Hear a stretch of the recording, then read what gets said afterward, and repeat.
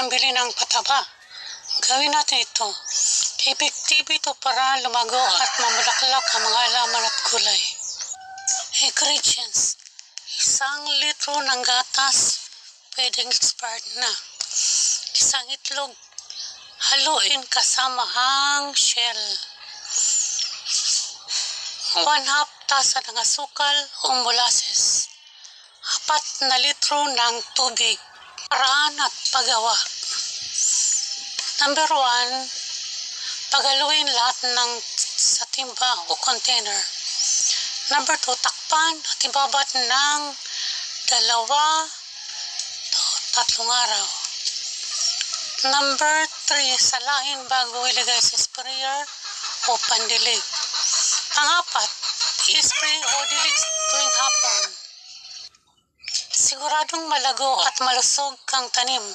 Save this video para di makalimutan. Don't forget to follow, like, share, and comments. Thank you for watching.